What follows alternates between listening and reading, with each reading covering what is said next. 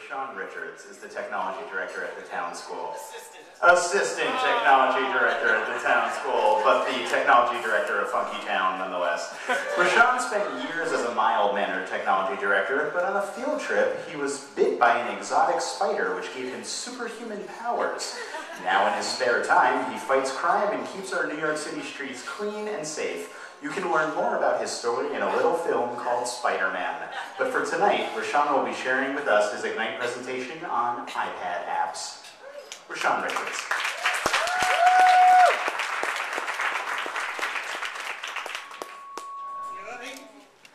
I moved it too close. Okay, so what I'm going to share are some apps that I've come across that I think are really beautifully designed. Not all of them necessarily were tailored for educational purpose, but I think it's our job sometimes to find really well-designed things and use them with our kids. A warning, some of these are real big time wasters, so you can't get mad at me if you spend the rest of your time here fiddling around with some of these things. So I've said it, it's not me, it's you. A cool trick that I learned recently is you can take a screenshot on your iDevice by pressing the circle button and the lock button at the same time. It sends a picture to your photo reel, so all the images you see were actually taken from my actual iPad. One of my favorite apps, Flipboard, is an aggregator that collects my Twitter feeds, my Facebook feeds, and presents them in a magazine format. And what's really nice is it expands any images or links, and it reads really nicely. I Write Words, early childhood.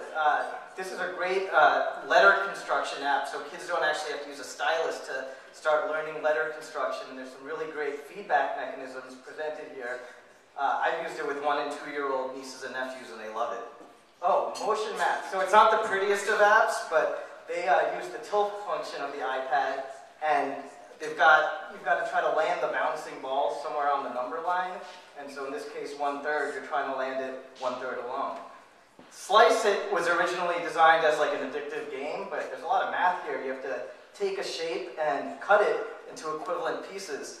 And they tell you if you did a great job or not, and you see the percentages of what you've cut. If you like a Mousetrap or any like Rube Goldberg type things, you have to create a chain reaction of events that presses this button. There's a light version and a paid version, but it's a really beautifully designed app that has a lot of great physics in it. I'm proposing a conference on this, or a session on this app tomorrow. It's the best screen recording animation design app that I've seen on the iPad so far. Designed by a guy in Poland. I've been in cohorts with him, so this is absolutely amazing. I've been recently researching music apps, and this is like the weirdest synthesizer I've ever seen, but I don't even know how to explain it. You put your fingers on it, the guy dances, it makes amazing noise. Beatwave is a cool techno creation app. You actually can create layered rhythms. But the nice thing is you actually just draw your patterns and it translates into like a musical expression. There's a free version. They try to get you to buy more sounds. This is unbelievable. It's actually like an adventure game about pottery. You get quests to try to design certain pots, and you make it on your iPad, and you succeed, or you don't.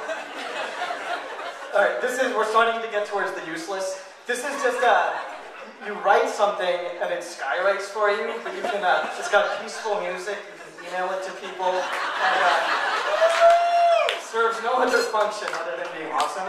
Okay, this is my, I play with this app like 3 times a day. It does absolutely nothing. You poke it, and awesome things happen on the screen.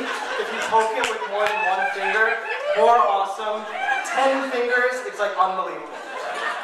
This Epic Citadel was put out by a game designer, Unreal, and it's just a demo of their gaming engine. It's this crazy immersive virtual environment that they presented on the iPad. There's nobody there. You don't interact with anyone. You just walk around. This one's always on like the top 10 of items, but it's a paid app, but it's a really cool scale-oriented, find a whole bunch of things and the bigger thing. And I can't stop playing it, and I find myself just sitting there.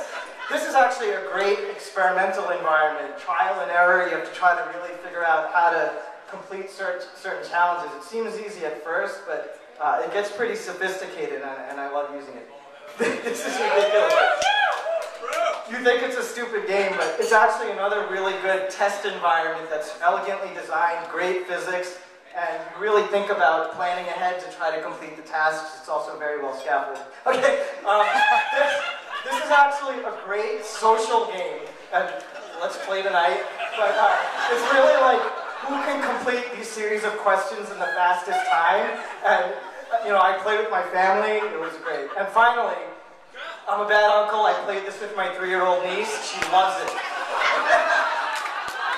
So it's just a bunch of great things. See if you can use them, and they're a great way to play with the device. Thank you.